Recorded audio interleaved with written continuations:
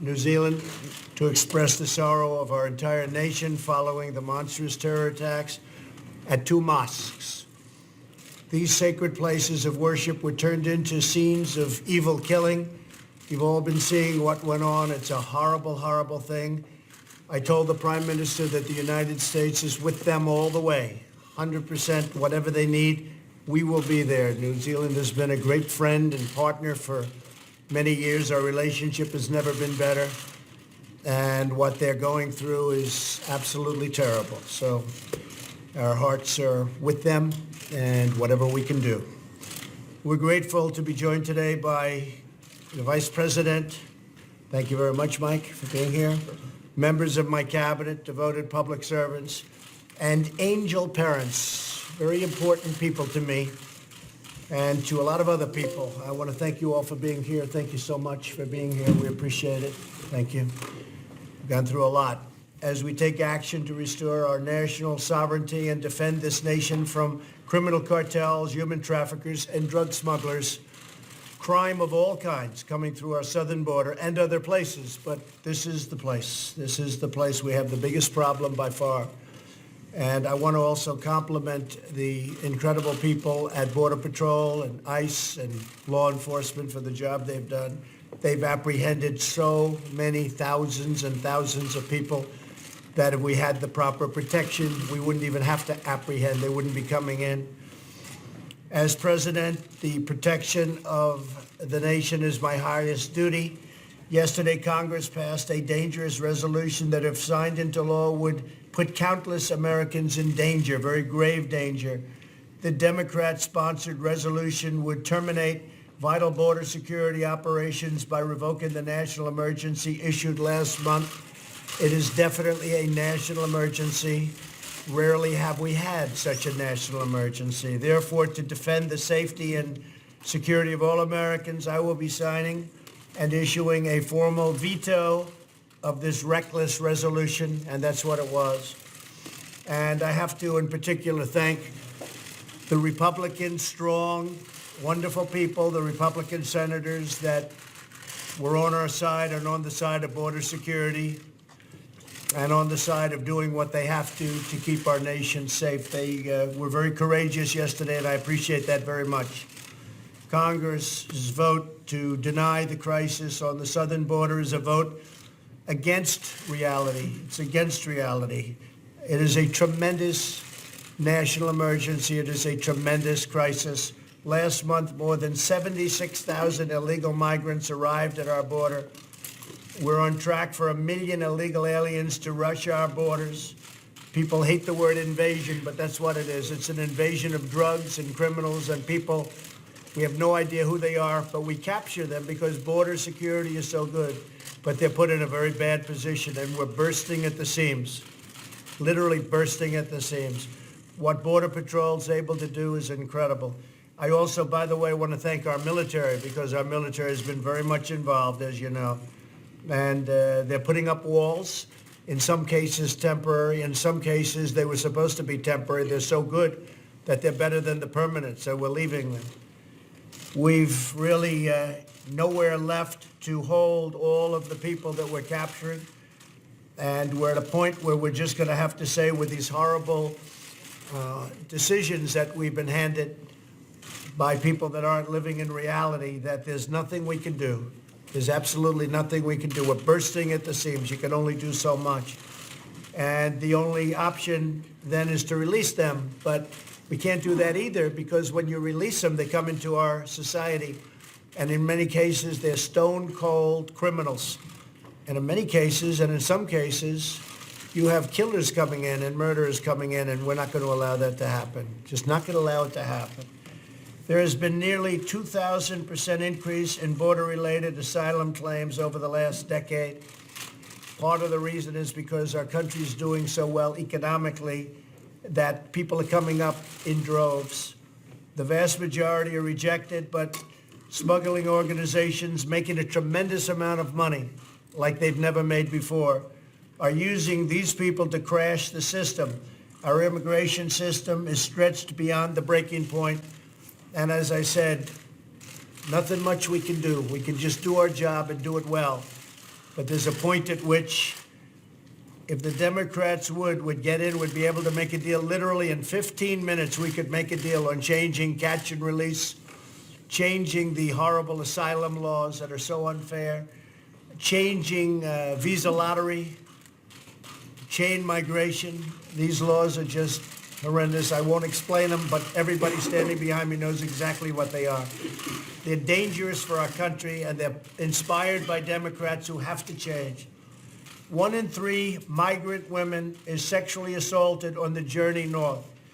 The border crisis is driving the drug crisis. 70,000 Americans a year are killed by drugs, including meth, heroin, cocaine, and fentanyl. And the 70,000 people is a number that's so low that it probably shouldn't even be used anymore. The mass incursion of illegal aliens, deadly drugs, dangerous weapons, and criminal gang members across our borders has to end. We are bringing out thousands and thousands a year of MS-13 gang members and other gang members that are just as bad, where they come into our country, they're able to skirt the border, come through areas where we don't have proper wall, where we don't have any wall at all, and they get into the country and they do a lot of damage in many cases, but we get them out by the thousands, and we bring them back or we incarcerate them. The national emergency I declared last month was authorized by Congress under the 1976 National Emergencies Act. And there haven't been too many that are a bigger emergency than we have right at our own border. Consistent with the law and the legislative process designed by our founders, today I am vetoing this resolution. Congress has the freedom to pass this resolution, and I have the duty to veto it, and I'm very proud to veto it. And I'm very proud, as I said, of a lot of Republican senators that were with me. And I'm also very proud of the House. The Republicans in the House voted overwhelmingly in favor of a secure border. Since 1976, presidents have declared 59 national emergencies. They often involve protecting foreign citizens in far-off lands, yet Congress has not terminated any of them. Every single one of them is still in existence. And yet we don't worry about our land, we worry about other people's lands. That's why I say America first, if that's okay, America first. The only emergency Congress voted to revoke was the one to protect our own country. So think of that. With all of the national emergencies, this was the one they don't want to do. And this is the one perhaps they should most do. We're joined today by many brave law enforcement officers, including sheriffs and just people that have been just tremendous backers of law and order, which we have to have. We're also joined by friends of mine, Marianne Mendoza, Kent Terry, Laura Wilkerson, Sabine Durden, and Steve Ronbeck. And I'm going to ask Steve to say a few words, and I'm going to ask some of the folks behind me to say also a few words as to the importance of what we're doing. There's nothing more important. As I said, I was elected on by a very, very great group of American people. Millions and millions of people, because they want security for our country. And that's what we're going to have. I'd like to ask Secretary Nielsen to say a few words, and then Attorney General Bill Barr. And then I'd like to go to some of the folks behind me, and perhaps you'd have something to say. And then we're going to sign something that's going to give us safety at our border. Secretary? Sir, I just want to thank you and the Vice President for your leadership and your constant support of the brave men and women, not only represented behind you on the very front lines of our country, but of CBP and ICE. The fact that this is an emergency is undeniable. We have not seen this type of flow. As you know, it's predominantly families and children, which means that there's a very unique and dangerous humanitarian crisis at hand, in addition to the security that you just described in your remarks. So we have a duty to know who comes in our country, and we have a duty to ensure that the flow is safe and orderly. That's what you've attempted to do. That's what you've demanded that Congress do. And I just, again, ask Congress to please pay attention. We've given you the facts. The system is breaking, security is risk, and the very humanitarian protections that we hold dear in this country are at risk in terms of our ability to provide those to vulnerable populations. So, Mr. President, thank you always for your leadership and great support. Thank you very much. Thank you. So, Mr. President, your declaration of an emergency on the southern border was clearly authorized under the law and consistent with past precedent. As you said, the National Emergencies Act directly authorizes the President, gives broad discretionary authority to the President to identify and respond to emergent circumstances that require a decisive response. And the humanitarian and security crisis we have on the border right now is exactly the kind of emergency that presidents are permitted to address under the National Emergencies Act. As you alluded to yourself, in the past 40 years, there have been 59 emergencies declared, and many of these have dealt with political conditions in countries like Burundi, Sierra Leone, Belarus. The crisis that we're dealing with today is right on our doorstep, and it presents a real, clear, and present danger to the American people. So what you've done from a legal standpoint is solidly grounded in law, and from the standpoint of protecting the American people, it's imperative. thank you very much, Bill. That's great. Well, you'll be defending it, and you'll defend it well. I have no doubt about that. Would anybody like to say something? Why don't we start with Mike? Well, thank you, Mr. President. I don't know that I've ever been more proud to be standing next to your desk than I am today. To be standing with these courageous Americans and with these extraordinary angel parents. We have a crisis on our southern border. The reality is it's not only a crisis of illegal immigration, but criminal elements are coming across our border, the flow of drugs. Now, drug overdose is the #1 cause of death for Americans under the age of 55. So the crisis on our southern border is a crisis all across this nation. Add in human trafficking and all that comes with this crisis, justify the President's declaration of a national emergency.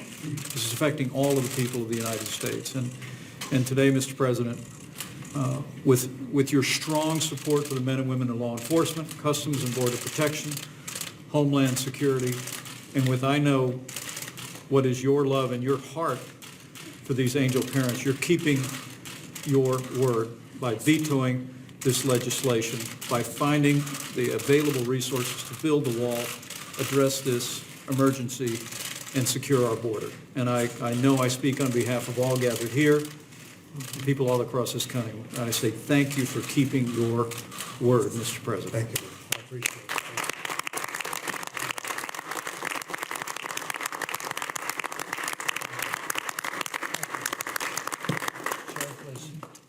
Mr. President, thank you so much for a very necessary veto to support public safety in this country. The sheriffs and men and women of law enforcement in this room and across this nation owe you a debt of gratitude for something that we've been waiting for decades. Our hats are off to you again, sir. It's an honor to be here. It's an honor for sheriffs to be involved in this. And it's an honor for law enforcement as we fight the drug trade every day in this country and all the things that go along in our business and our profession from an insecure border. So again, sincerely, we thank you, sir. Thank you very much. Thank you for being there with me all the way.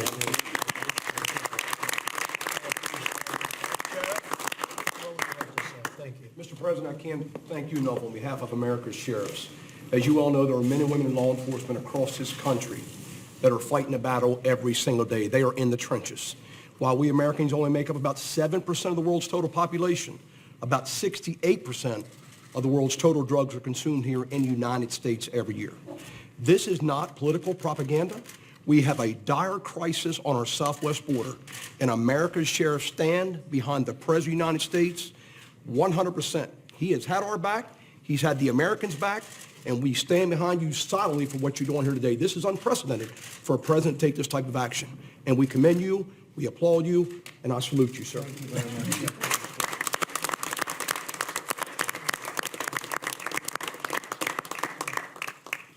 Say something, please. What you've been through. What you've been through. My son was killed in 2014 by a repeat illegal alien criminal allowed to stay in this country. He was a police officer in Mesa, Arizona. And Angel families come forward to tell their stories, not because we've created a manufactured crisis, but because we want to tell the American people and share with you our heartache and let you know what is happening on our doorsteps, what's happening to your neighbors, what's happening to your fellow Americans. And there is a way to prevent this, and it's not by continually lying to you and telling you that there isn't a problem. There is a problem. It's a national emergency, and thank you. Thank you very much. For following through.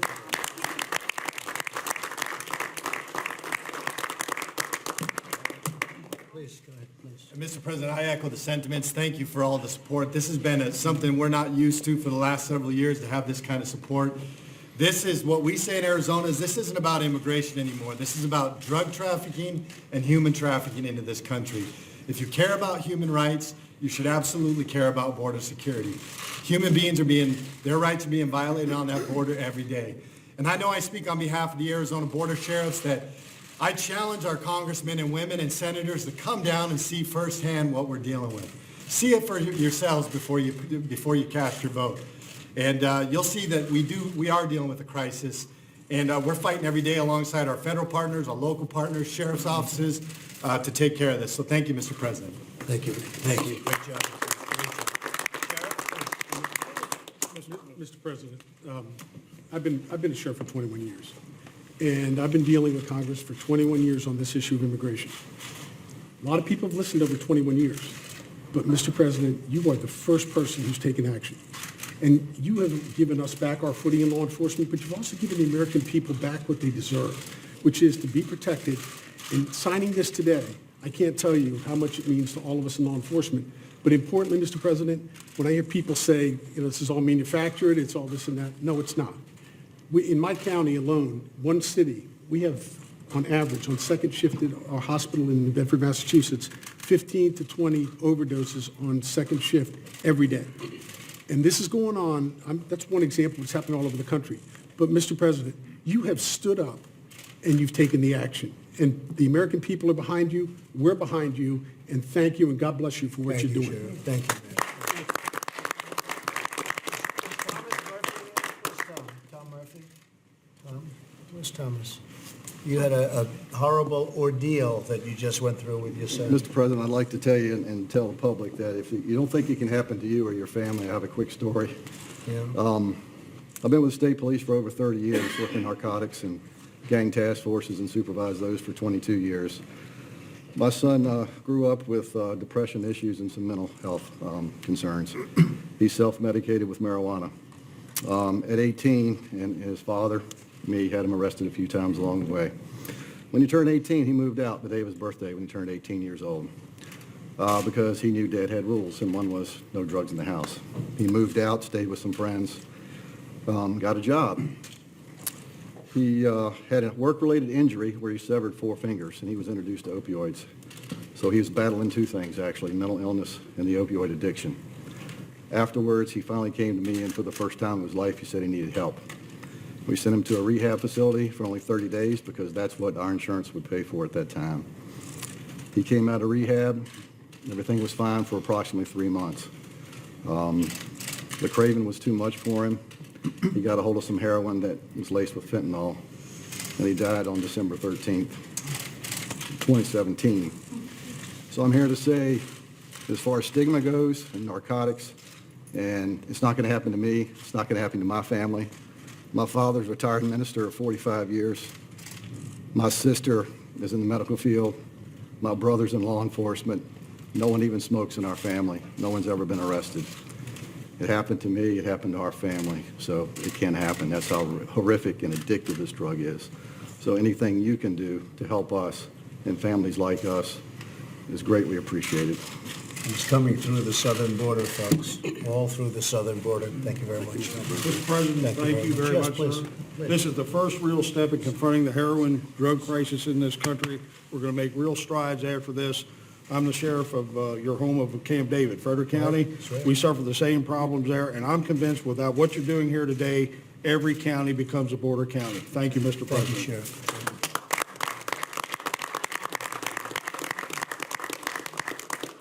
So let's let's get this signed, right? On behalf of your great loved ones, right? Always said they will not have died in vain. Did I tell you that a long time ago? 3 years ago. 4 years ago. Right, when we first met. Yes. On the 4 years campaign. ago. Yes. When they said, oh, Trump's not going to win. You said Trump was going to win, and I said, and they will not have died in vain, right? Right, you told us. And that's true. I say it today with even more meaning. This is a big step.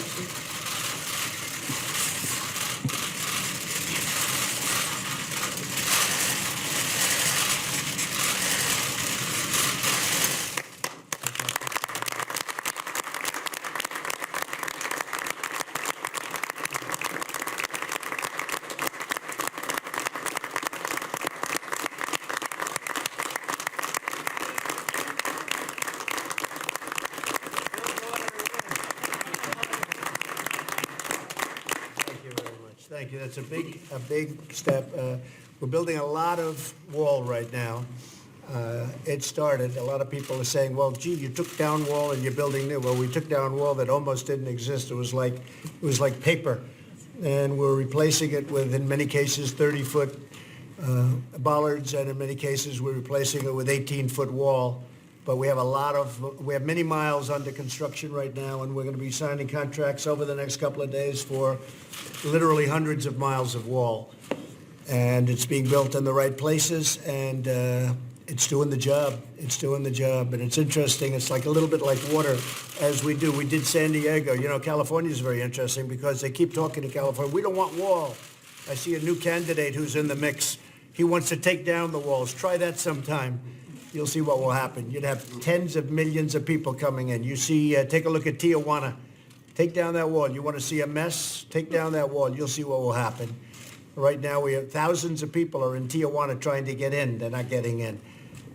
So as we build it, it gets better and better, but it gets really to a point, and they come to a point, but you can control that point.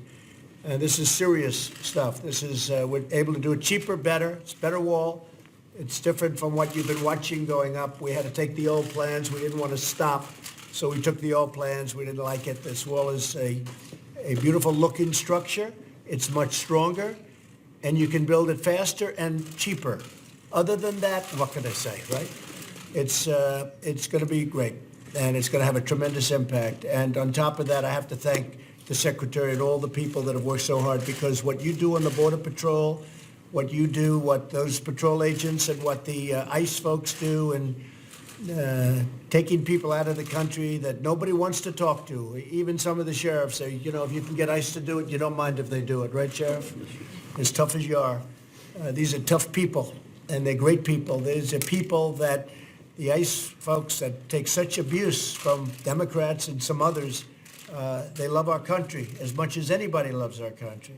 So we're building a lot of wall, and we're taking good care of our people, and we're doing, at point of entry, a tremendous amount of work. We're already in contract to buy, they make pretty incredible new equipment for drug detection, where you can find out what's in the wheel of a car, where it is, where it's in the engine, where it's in the hubcaps. I mean, we have some incredible stuff. Plus, we have also, we're getting dogs, more dogs, believe it or not. I still say, is that still true? There's nothing replaces a good dog, is that right? Buying this equipment for very expensive, but we haven't been able, it's true, we haven't been able to match the dog. I've seen out at Secret Service where they showed me the dogs, certain types of German Shepherd, very specific types of dog, but what they do is they'll run by 15 boxes, all empty, except one. And they'll be very, very strongly sealed boxes. And they'll come running full speed and stop like on a dime. They know the drugs are in that box. It's the most incredible thing. So we're spending hundreds of millions of dollars on equipment, but I will say this, it's not as good as the dogs. But as you know, we're getting you, so you can have the best equipment, but we're getting a lot of dogs for the various entry points also. So with that, I just want to thank everybody for being here. In particular, I want to thank you folks because you have been, and please say hello to all of your friends that have been with us really from day one. What you've gone through is unthinkable, and I appreciate it. And you're strong people. You're strong and you're proud. And your kids are, you know, looking down on you right now, and they're very proud of their moms and their dads. You know that, right? They're very proud.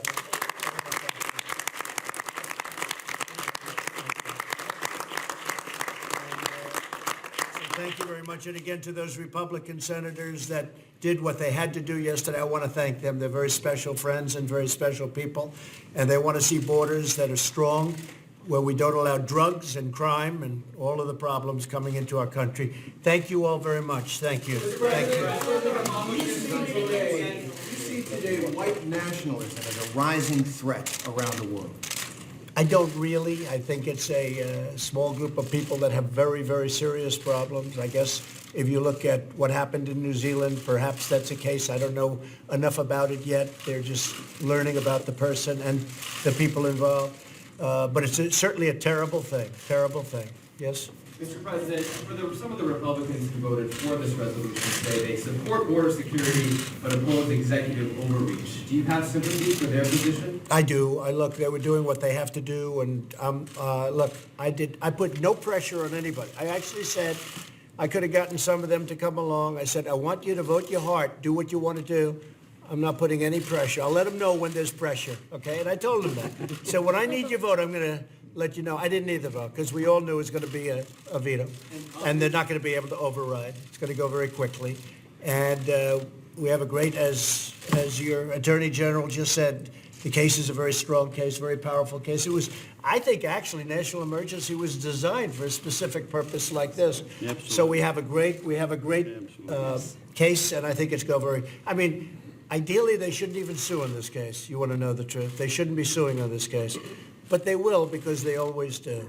We want border security. We want safety. We want no drugs. We want no human trafficking.